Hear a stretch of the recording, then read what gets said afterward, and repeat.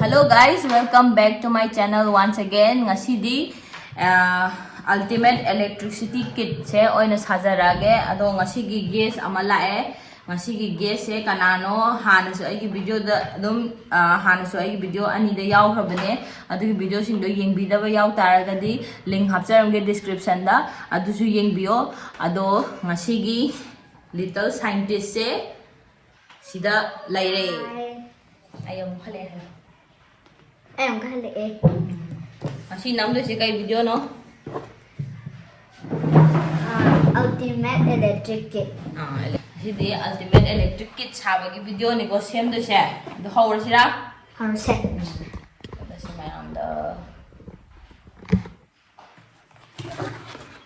okay chị ngay cô chị cây chị đó eight amazing project chị cái box chị mình nung chị đó có cái project này pan yawe na hai bộ có aduga chị cái eight chahi eight cái horoga eight ki plus kampu na sana na ba cái này có chị sẽ sana ba kit này ba chị sẽ Einstein Box hai cái khang na đấy aduga adagi atay cái thai atay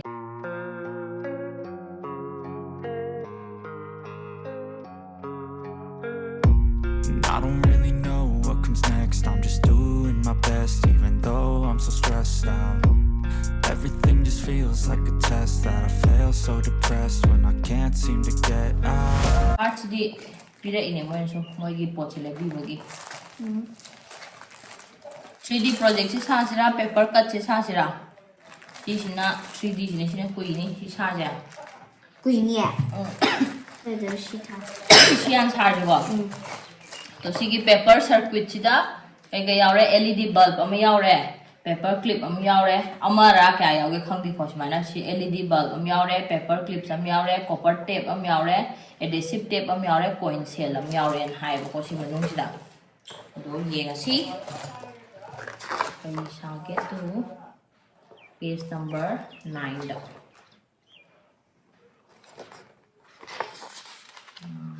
interesting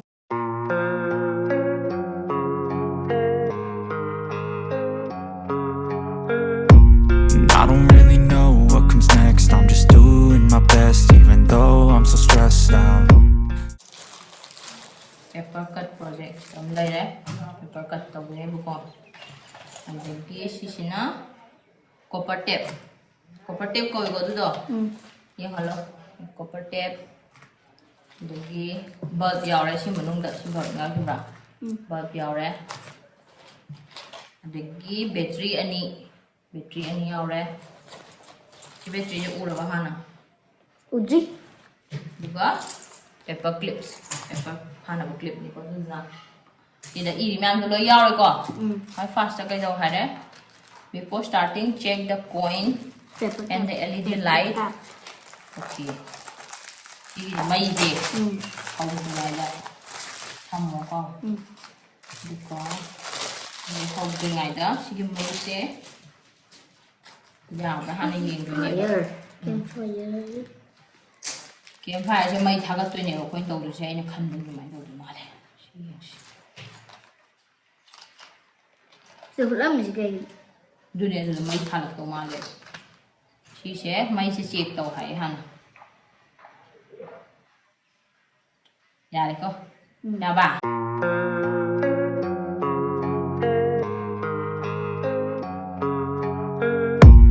I don't really know what comes next. I'm just doing my best, even though I'm so stressed out. Everything just feels like a test that I fail, so depressed when I can't seem to get out. But something deep inside won't let me quit. I swear that I'm inspired by all this shit.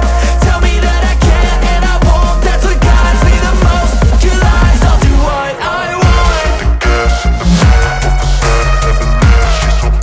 시기 bulb 문에 이행오 보고 이게 bulb 문에 이행오다 시기 아티엔 버세 시시나 negative sign 오이드네바 누가 시기 아상 버시나 positive sign 오이드네 보고 나는 호레네 가사기 배트리가 저거 시라이브라 시기 아티엔 버사 sign 제 나 쇼메 탐바 탐바가나 마이 nga loy kay mo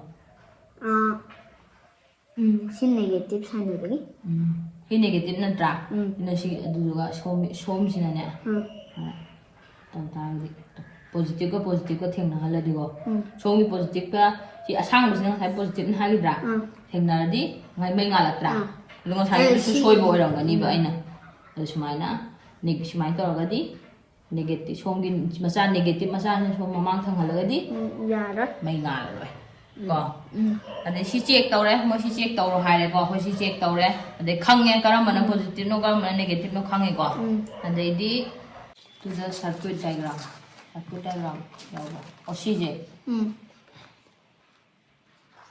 ꯃꯅꯤꯡꯗꯅꯦꯕ ꯇꯧꯗꯣꯏꯁꯦ ꯑꯩꯈꯣꯏꯅ ꯇꯧꯗꯣꯏ ꯊꯕꯛꯁꯦ ꯁꯦ ꯌꯦꯡꯉꯣ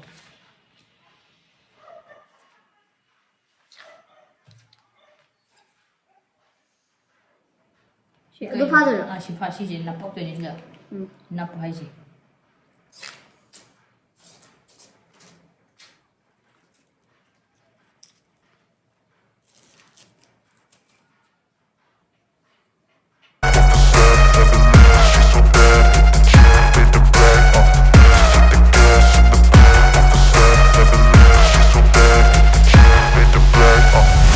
I'm inspired by thirst, I'm inspired by worth. I desire your worst, so you can just hide while I work. I ain't tired, you first. I'll write a second, third verse about the lies you go disperse. You never did shit, I know it hurts, but something deep inside won't let me quit. I swear that I'm inspired by all this shit. Tell me that I can and I won't. That's what guides me the most. Your lies, I'll do what I want.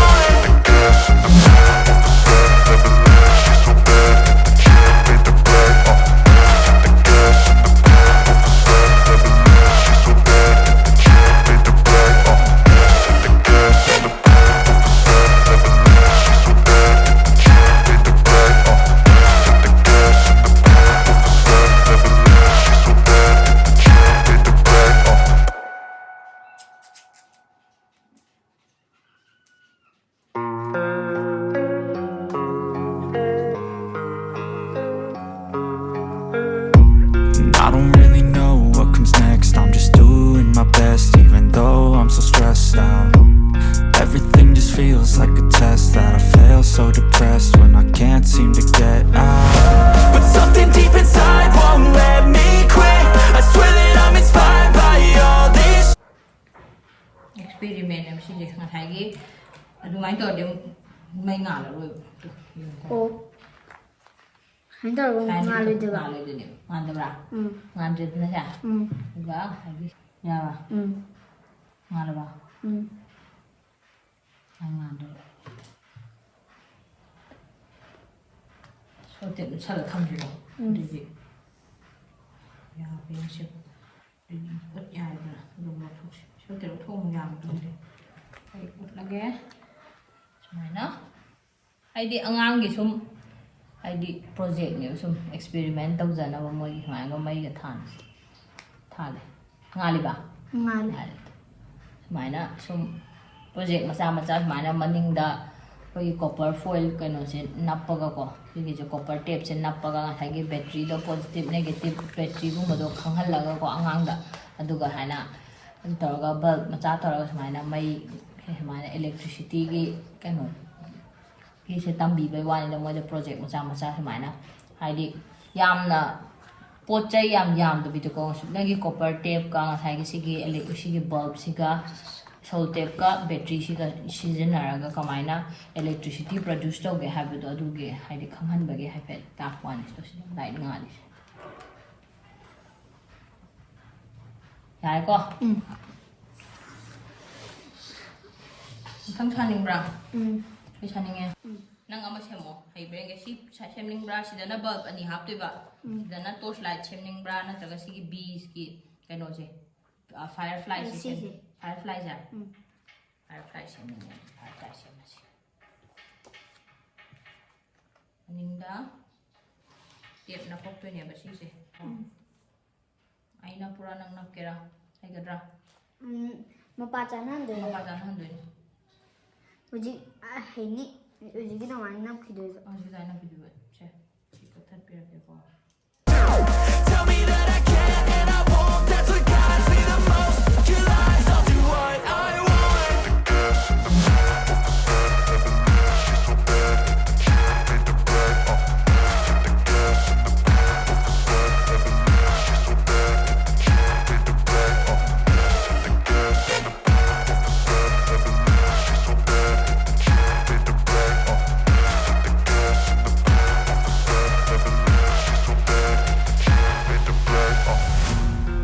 by thirst, I'm inspired by worth. I desire your worst, so you can just hide while I work. I ain't tired, you first. I'll write a second, third verse about the lies you go disperse. You never did I know it hurts, but something deep inside won't let me quit.